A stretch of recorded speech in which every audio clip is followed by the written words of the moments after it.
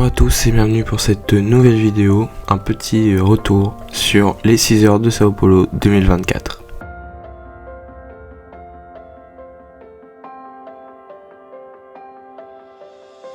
Et donc on va remonter du premier au dernier. On va commencer par la meilleure équipe, la meilleure écurie de cette course avec Toyota qui a dominé le week-end. Ils finissent 1 et 4 mais ils auraient dû faire le doublé.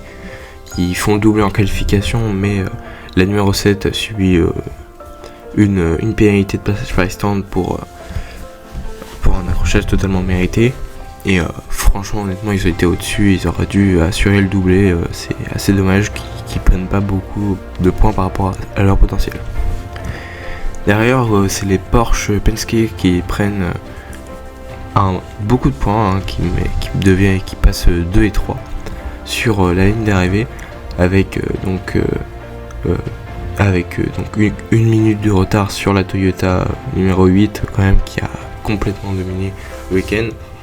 Mais les Porsche Penske se mettent devant les Porsche Jota, les Team Jota, qui elles terminent donc 7ème et 18ème. Derrière la Toyota numéro 7, on a les Ferrari AF corsés, donc les Ferrari officiels qui ont été plutôt moyennes en 2020, on va dire, par rapport à certaines épreuves qui ont pu dominer. Malgré tout, ça reste des places plutôt correctes derrière pour ces Ferrari qui donc se suivent. Les françaises sont tout d'abord en 8ème place avec la première Peugeot, la 93, qui donc est suivie d'une BMW et ensuite de la Alpine 36, la 35 étant à la 2ème place. Les deux Alpines encerclent la Ferrari de Robert Kubica et Robert Schwartzman par exemple.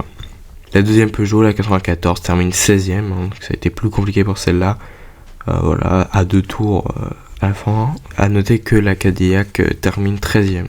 Et donc pour ces hypercars.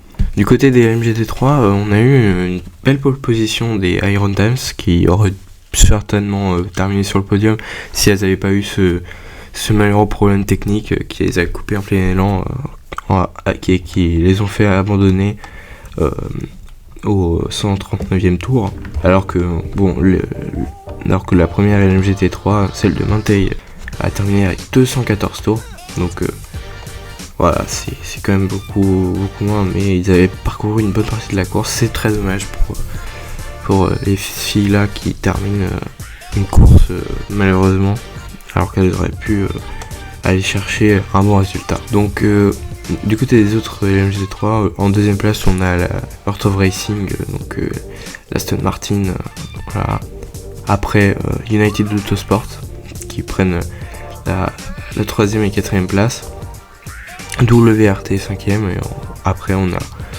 toutes les autres équipes. Il n'y en a pas une qui a particulièrement dominé.